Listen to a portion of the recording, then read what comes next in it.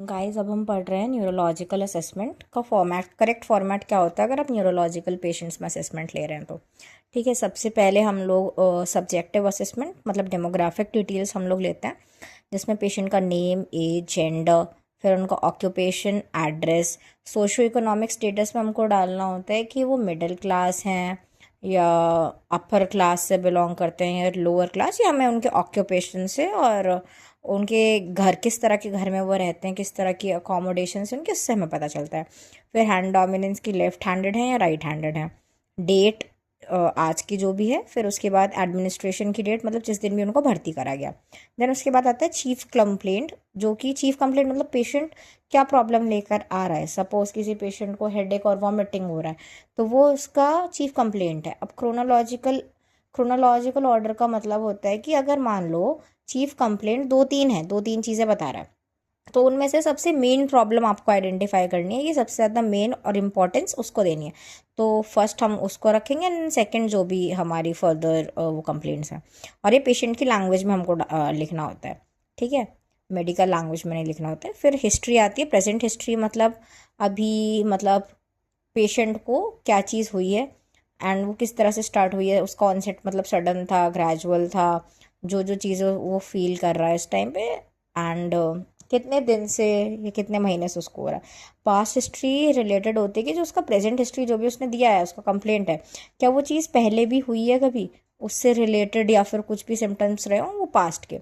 Medical history अगर ongoing patient की कोई मेडिकेशंस चल रही हैं लंबे टाइम के लिए तो उसका उसमें सारा डिटेल्स आता है कि ये वाली मेडिसिन एंड कितने टाइम के लिए। देन सर्जिकल हिस्ट्री, अगर किसी भी तरह का सर्जिकल ऑपरेशन हुआ उसकी हिस्ट्री कि कब हुआ था, कौन सा ऑपरेशन था, किस तरह का, और हो सके तो सर्जन का नेम भी। फिर आती है पर्सनल हिस्ट्री। डाइट में आता है पेशेंट का कि किस तरह की डाइट वो वेजिटेरियन लेता है डाइट या नॉन वेजिटेरियन। एपेटाइट मतलब भूख कैसी लग रही है। एपेटाइट नॉर्मल माना जाता है अगर इंसान को कम से कम दिन में 2 टाइम की भूख लग रही है खाना खाने की। फिर यूरिन देखना है किस तरह का है, कि नॉर्मल है मतलब उसका कलर देखें सबसे पहले कि पेल है, डार्क येलो है, डार्क येलो है तो वो फिर डिहाइड्रेशन की तरफ जा रहा है एंड उसमें कुछ फाउल स्मेल तो नहीं आ रही है।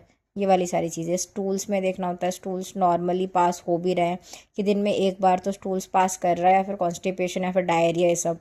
एलर्जीज, एडिक्शन तो नहीं है उससे किसी चीज़ का। देन सेकेंडली कम्स हमारा ऑब्जेक्टिव असेसमेंट। इसमें हम लोग 3 चीज़ें देख रखे हैं, OPE, on observation, on palpation and on examination. Observation में हम लोग पेशेंट को टच नहीं करते हैं, जस्ट देखते हैं, ऑब्जर्व कर रहे हैं। तो सबसे पहले हम देखेंगे पेशेंट का पोस्चर कैसा है, ठीक है, फिर उसका गेट कैसा है, उसके फिर उसमें कोई एक्सटर्नल अप्लायंसेस अगर उसके लगे हुए हैं तो फिर वो हमें लिखने होते हैं। अब आता है पैल्पेशन। पैल्पेशन में हम लोग पेशेंट को टच करते हैं। अब हम टच करेंगे तो उसमें क्या क्या चीज़ हमें देखने को मिलेंगी। सबसे पहले टेम्परेचर फील होता है, फिर मसल का टोन हमें देखने को मिल जाता है, फिर टेंडरनेस होती है, टेंडरनेस के ग्रेड्स हैं, एंड देन इडीमा होता है, पिटिंग या non pitting. And then examination में हम लोग वाइटल्स देखते हैं, BP, टेम्परेचर, रेस्पिरेटरी रेट और पल्स।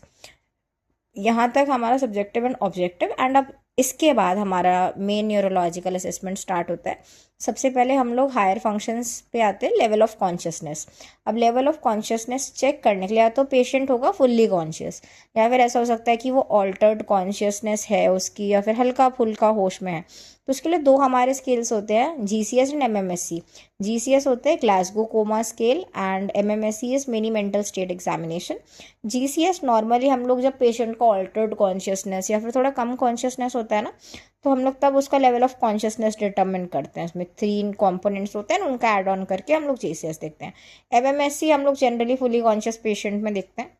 देन हम लोग देखेंगे, अब हमने उसका मेंटल स्टेट तो हमने देख लिया, लेवल ऑफ कॉन्शियसनेस। अब उसके बाद हमारे 3 मेन काम है हमारा, sensory, motor and reflexes check करने। अब सेंसरी असेसमेंट में भी हमने 3 तरह के सेंसेशंस हैं, superficial, deep and combined cortical. Superficial में हम लोग light touch, pain and temperature हमारा आ जाता है।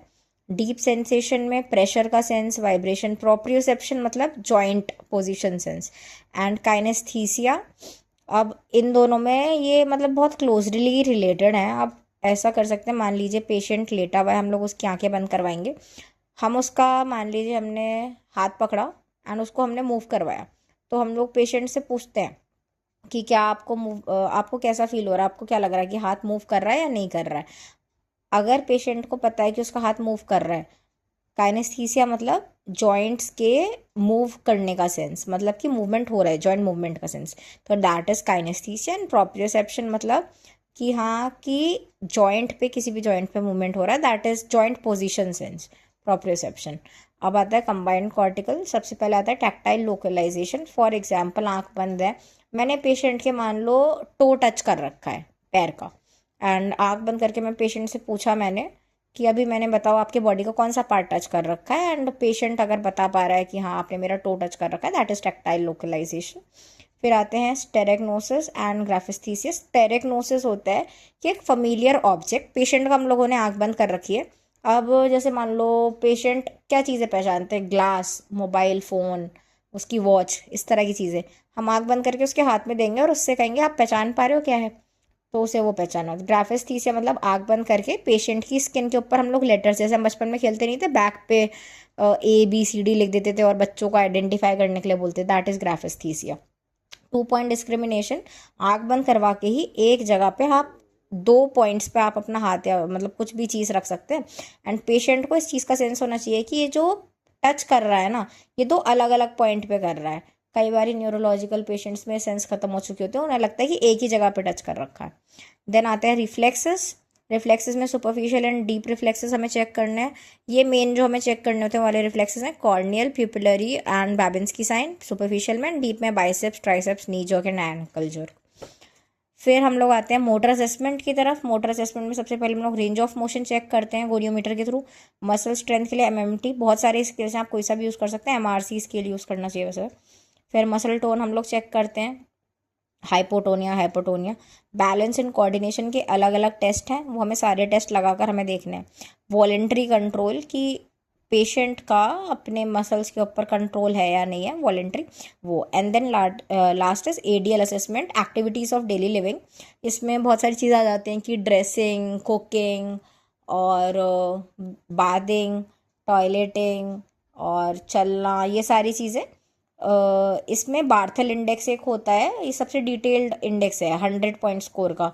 ADL के लिए ये आइडियल होता है। देन स्पेशल टेस्ट हम करवाते हैं कंडीशंस के अकॉर्डिंग, अगर कंडीशन से रिलेटेड आ रहा है तो स्पेशल टेस्ट कराना है। फिर आते हैं डायग्नोस्टिक टेस्ट, उसमें 2 चीज़ें हैं, laboratory investigations and radiological investigations. Laboratory investigations में related to uh blood test, इसमें हमारा कुछ भी अगर हमें पता चल रहा है बैक्टीरियल इन्फेक्शन वगैरह, ये सारी चीज़ें ये ब्लड टेस्ट से पता चलती है। And then the radiological investigations, अगर स्ट्रक्चरल लेवल पे कुछ इश्यूज हैं तो उसके लिए एक्सरे, CT स्कैन या MRI। देन लास्ट हमको डायग्नोसिस बनाना होता है the basis of our diagnostic test and our assessment.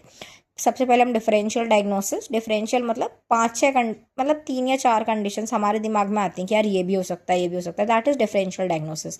And then उसको फाइनलाइज करना कि इसको क्या चीज़ है on the basis of the diagnostic test and finalisation, that is provisional diagnosis. हम लोग इस तरह से प्रोविजनल डायग्नोसिस तक पहुँचते हैं, ठीक है। देन लास्ट हमारा ट्रीटमेंट, ये फिजियोथेरेपी ट्रीटमेंट में सबसे पहले हमारे गोल्स हमारे सेट करने होते हैं। गोल्स में सपोज मान लो पेशेंट का रेंज ऑफ मोशन ख़त्म हो रखा है और उसको मसल वीकनेस है, तो हमें क्या गोल्स रहेंगे कि इसका रेंज ऑफ मोशन हमें बढ़ाना है, एकदम से इंक्रीज तो नहीं हो पाएंगे ना, short term and long term goal. सबसे पहले इसका रेंज ऑफ मोशन हमें थोड़ा बढ़ाना है, मसल स्ट्रेंथ बढ़ानी है।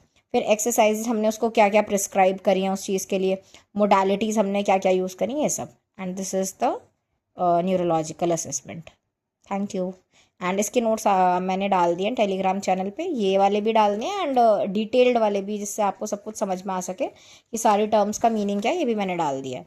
Thank you.